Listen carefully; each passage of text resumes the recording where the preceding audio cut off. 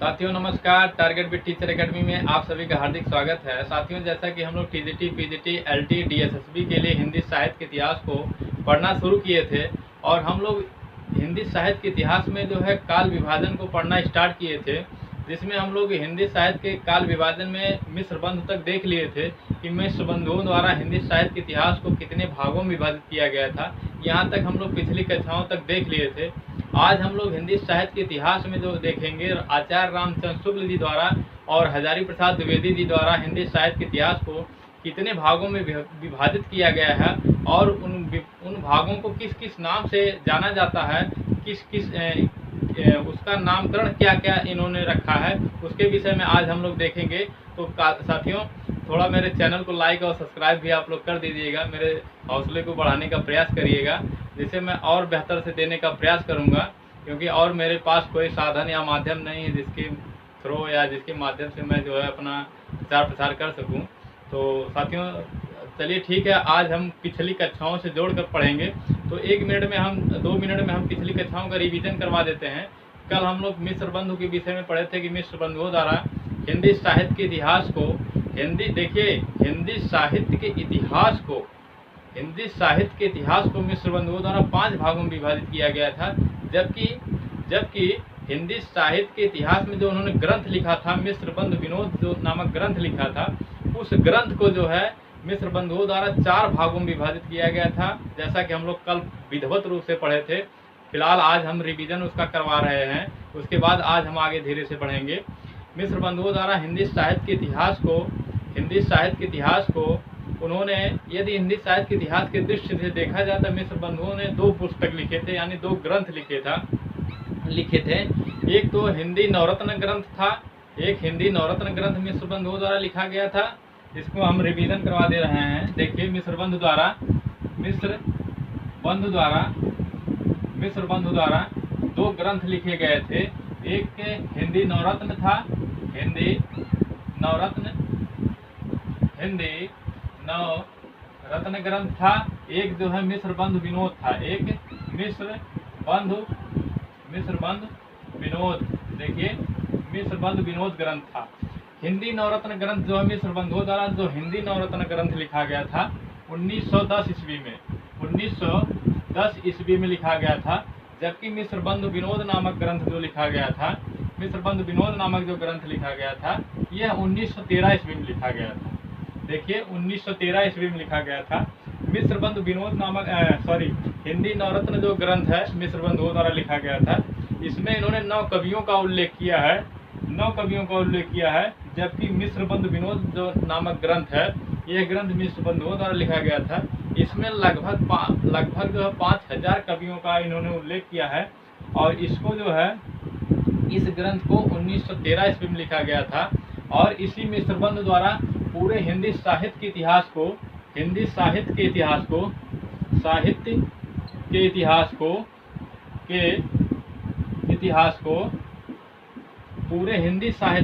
को इन्होंने 5 भागों में बांटा था, 5 वर्गों में विभाजित किया था। जबकि इन्होंने हिंदी साहित्य के इतिहास के ग्रंथ को, हिंदी साहित्य के इतिहास को इन्होंने 5 वर्गों में विभाजित किया था। जबकि प्रश्न पूछ ले, हिंदी साहित्य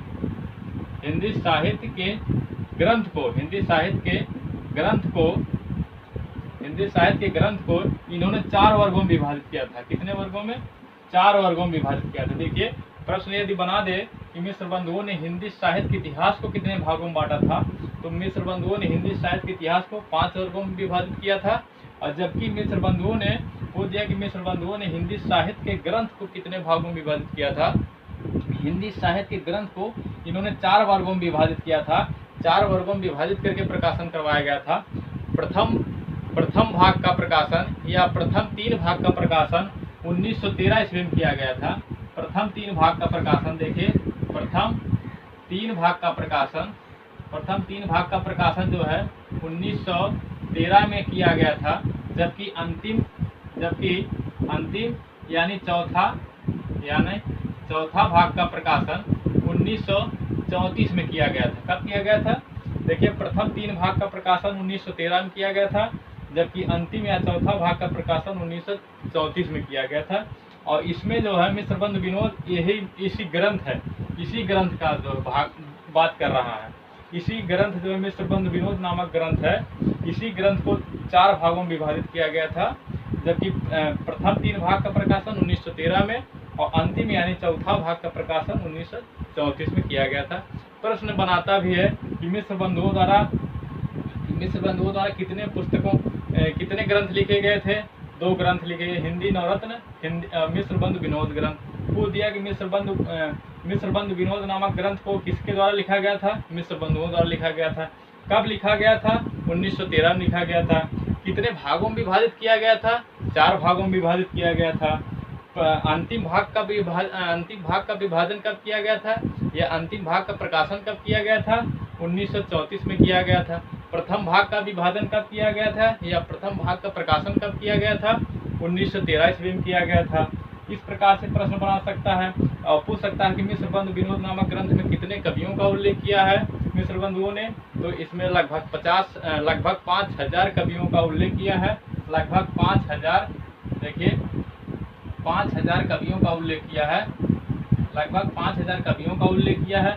और मिश्रबंध कितने भाई थे? मिश्रबंध जो 3 भाई थे, 3 भाई थे या 3 सहोदर थे। कौन कौन थे? देखिए कौन थे?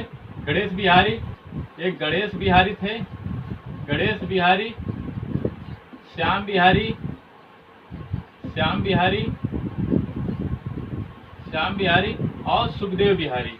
देखिए सुखदेव बिहारी, सुखदेव बिहारी यहाँ। और ये इसका क्रम जानते रहिए, इसका क्रम आप लोग जानते रहिए। गणेश बिहारी, श्याम बिहारी, सुखदेव बिहारी। प्रथम नंबर पे गणेश बिहारी हैं, दूसरे नंबर पे श्याम बिहारी हैं, तीसरे नंबर पे सुखदेव बिहारी हैं। जैसे मान लीजिए हमारे ही परिवार में, अपने ही परिवार में जान लीजिए कि एक बड़ा भाई रहता है, उसके बाद छोटा भाई, उसके बाद छोटा भाई रहता है। जैसे क्रम से रहते हैं, भाई लोग रहते हैं, उसी प्रकार ये भी तीनों भाई जो है क्रम से, पहले बड़का नंबर ए है, फिर मझलका नंबर ए है, फिर छोटका नंबर ए है। तो उसी प्रकार पहला नंबर गणेश बिहारी, दूसरा नंबर श्याम बिहारी, तीसरा नंबर सुखदेव बिहारी। इनका क्रम भी पूछता है परीक्षाओं में, इसको आप लोग विशेष रूप से ध्यान में रखिएगा। बाकी मिश्रबंधुओं के बारे में हम कल डिटेल पढ़ाए थे, आज तो रिवीजन करवा रहे हैं। अब देखिए हम लोग आज हम लोग आचार्य रामचंद्र शुक्ल और हजारी प्रसाद द्विवेदी जी के द्वारा जो है काल विभाजन किया गया है हिंदी साहित्य को, उसको पढ़ेंगे। तो इसको हम मिटा दे रहे हैं क्योंकि कल इसको एक बार विधिवत रूप से पढ़ाए थे। और जो मित्र नहीं देखे हैं वो कृपया जाकर, अगर प्लेलिस्ट बनाया है उसमें जो है आप लोग जाइए, उसमें सीरियल वाइज मिल जाएगा। बाकी जो है ये परेशान होने की कोई आवश्यकता नहीं है, आप लोग प्लेलिस्ट में जाइए, मिल जाएगा। इसको मिटा रहे हैं साथियों। अब हम आचार्य रामचंद्र शुक्ल जी द्वारा देखिए, तो देखिए साथियों, आचार्य रामचंद्र शुक्ल जी द्वारा जो है हिंदी साहित्य के इतिहास को, आचार्य रामचंद्र शुक्ल द्वारा हिंदी साहित्य के पूरे इतिहास को 4 वर्गों में विभाजित किया है। आचार्य रामचंद्र शुक्ल जी द्वारा हिंदी साहित्य के इतिहास को 4 भागों में विभाजित किया गया है। और आचार्य रामचंद्र शुक्ल ऐसे विद्वान हैं जिन्होंने हिंदी साहित्य को सर्वमान्यता, मतलब इन्हीं के ग्रंथों को मान्यता मिली है। सर्वमान्य ग्रंथ इन्हीं का कहा जा सकता है, या ऐतिहासिक ग्रंथ इन्हीं का कहा जा सकता है। पूरे हिंदी साहित्य के इतिहास में इन्हीं के द्वारा लिखा गया था। तो आइए देखते हैं काल विभाजन जो है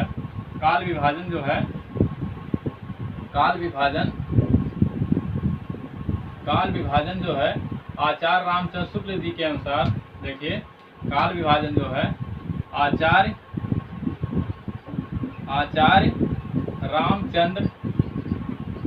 रामचंद्र शुक्ल जी के अनुसार, आचार्य रामचंद्र शुक्ल जी के अनुसार देखिए काल विभाजन जो है हिंदी साहित्य का काल विभाजन जो है आचार्य रामचंद्र शुक्ल के अनुसार, आचार्य रामचंद्र शुक्ल ने हिंदी साहित्य के इतिहास को, पूरे इतिहास को 4 वर्गों में विभाजित किए हैं। कितने वर्गों में? 4 वर्गों में विभाजित किए हैं। आचार्य रामचंद्र शुक्ल जी पूरे हिंदी साहित्य के इतिहास को 4 वर्गों में विभाजित किए हैं। और कौन कौन सा है? 4 भाग कौन कौन सा है? देखिए 4 भाग वह है, पहला देखिए क्या है? आदिकाल। पहला जो है आदिकाल, पहला देखिए आदिकाल है। जिसे इन्होंने क्या कहा है, पहला देखिए कौन सा काल है, आदिकाल, आदिकाल। दूसरा देखिए भक्ति काल, दूसरा भक्ति काल। तीसरा देखिए रीति काल, तीसरा रीति काल। चौथा क्या है, आधुनिक काल, आधुनिक, आधुनिक काल। चौथा देखिए पहला आदिकाल, दूसरा भक्ति काल, तीसरा रीति काल, चौथा आधुनिक काल। अब देखिए आचार्य रामचंद्र शुक्ल जी जो है आदिकाल का नामकरण जो है, आदिकाल को किस नाम से संज्ञा दिए हैं या किस नाम से पुकारे हैं या किस नाम से संबोधित किए हैं। आदिकाल को देखिए वीरगाथा काल, इन्होंने वीरगाथा काल, इन्होंने आचार्य रामचंद्र शुक्ल जी जो है आदिकाल को वीरगाथा काल के नाम से इन्होंने कहे हैं या पुकारे हैं या संबोधित किए हैं या नामकरण किए हैं। और भक्ति काल को इन्होंने, भक्ति काल को भक्ति काल के ही नाम से पुकारे हैं। भक्ति काल, भक्ति काल को भक्ति काल के नाम से ही, और रीति काल को इन्होंने रीति काल के नाम से ही रीति काल, और आधुनिक काल को इन्होंने, आधुनिक काल को इन्होंने गद्य काल, गद्य काल, गद्य काल के नाम से पुकारे हैं। देखिए पूरे हिंदी साहित्य के इतिहास को 4 भागों में बांटा गया है, आदिकाल, भक्ति काल, रीति काल और आधुनिक काल। अभी हम देख रहे हैं आचार्य रामचंद्र शुक्ल के अनुसार कि आचार्य रामचंद्र शुक्ल पूरे हिंदी साहित्य के इतिहास को कितने भागों में बांटे हैं। तो आचार्य रामचंद्र शुक्ल जी जो है पूरे हिंदी साहित्य के इतिहास को 4 वर्गों में बांटे हैं या 4 भागों में विभाजित किए हैं। और कौन कौन सा है, वीरगाथा काल, पहला जो है वीरगाथा काल, दूसरा जो है भक्ति काल, तीसरा जो है रीति काल, चौथा जो है आधुनिक काल है। जबकि हिंदी साहित्य के इतिहास को, पूरे हिंदी साहित्य के इतिहास को 4 भागों में बांटा गया है। आदिकाल, देखिए आदिकाल, आदिकाल, भक्ति काल, रीति काल और आधुनिक काल। इसी आदिकाल को आचार्य रामचंद्र शुक्ल ने वीरगाथा काल का नामकरण कर दिए हैं और भक्ति काल को भक्ति काल के नाम से ही संबोधित किए हैं और रीति काल को रीति काल का ही नाम दिए हैं। जबकि आधुनिक काल जो चौथा काल है, आधुनिक काल को इन्होंने गद्य काल की संज्ञा दिए हैं या गद्य काल का नामकरण किए हैं या गद्य काल के नाम से संबोधित किए हैं या गद्य काल का नामकरण किए हैं। तो अब इसका समय भी देखिए निर्धारित किए हैं। वीरगाथा काल का समय का निर्धारण जो है इन्होंने 1050, देखिए 1050 विक्रम संवत से लेकर 1375 विक्रम संवत इन्होंने इसका समय माने हैं। आचार्य रामचंद्र शुक्ल जी वीरगाथा काल का समय जो है 1050 विक्रम संवत से लेकर 1375 विक्रम संवत तक इन्होंने माने हैं। किसका समय, वीरगाथा काल का। अब देखिए आचार्य रामचंद्र शुक्ल जी जो भक्ति काल का समय जो है, भक्ति काल का समय कब से कब माने हैं। भक्ति काल का समय इन्होंने 1375 से विक्रम संवत से लेकर 1700 विक्रम संवत जो है इन्होंने किसका समय माने हैं, भक्ति काल का समय। आचार्य रामचंद्र शुक्ल जी भक्ति काल का समय 1375 विक्रम संवत से 1700 विक्रम संवत तक माने हैं। जबकि आचार्य रामचंद्र शुक्ल जी रीति काल का समय जो है इन्होंने 1700 से लेकर 1900 विक्रम संवत माने हैं। कब से कब में, 1700 विक्रम संवत से लेकर 1900 विक्रम संवत तक इन्होंने माने हैं। क्या माने हैं, विक्रम संवत समय तक माने हैं। अब देखिए आचार्य रामचंद्र शुक्ल जो है अंतिम काल को यानी गद्य काल को इन्होंने गद्य काल का समय का निर्धारण जो है ये 1900 से लेकर, देखिए 1900 विक्रम संवत से लेकर 1984 कहीं कहीं दिया रहता है, कहीं कहीं 1900 से लेकर अब तक दिया रहता है। तो इनका जान जाइए 1900 विक्रम संवत से लेकर अब तक जो है, विक्रम संवत से लेकर अब तक जो है यह आचार्य रामचंद्र शुक्ल का गद्य काल का समय निर्धारण किए हैं। देखिए एक बार मैं फिर से बता दे रहा हूँ। आचार्य रामचंद्र शुक्ल जी ने पूरे हिंदी साहित्य के इतिहास को 4 भागों में या 4 वर्गों में विभाजित किए हैं। पहला वीरगाथा काल, दूसरा भक्ति काल, तीसरा रीति काल, चौथा गद्य काल।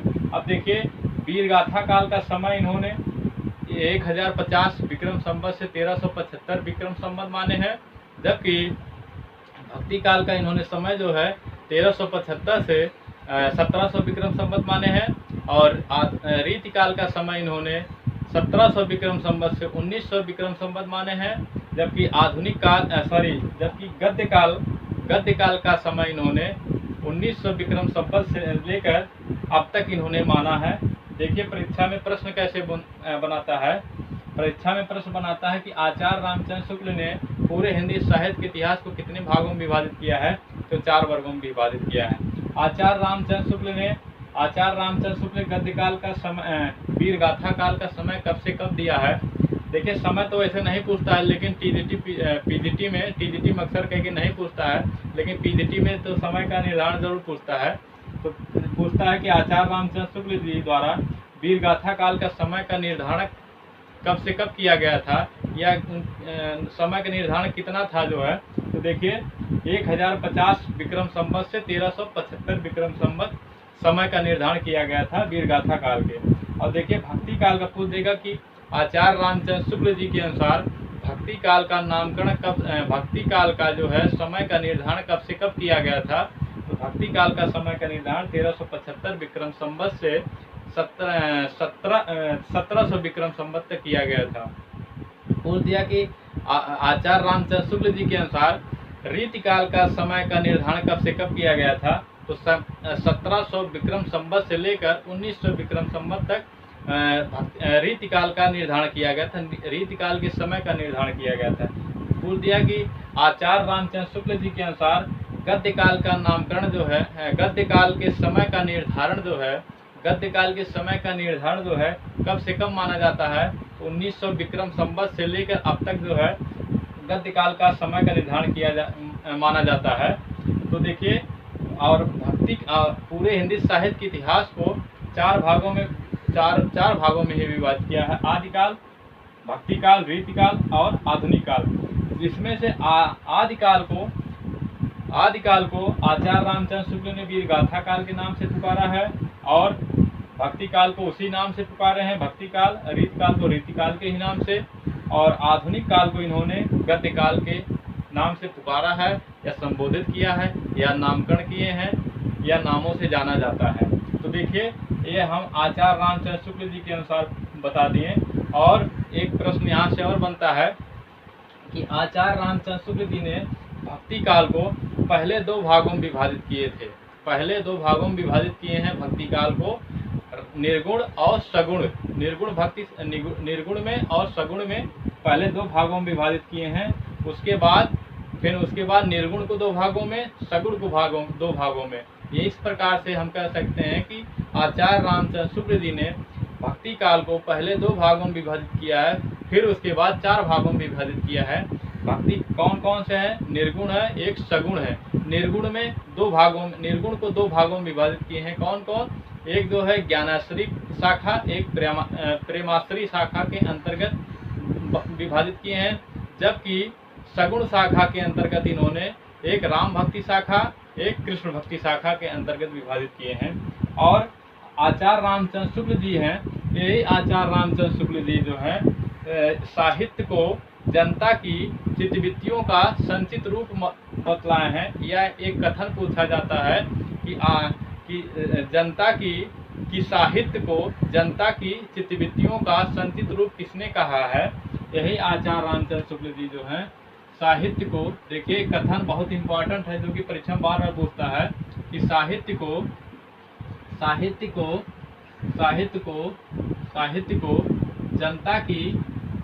जनता की चित्तवृत्तियों का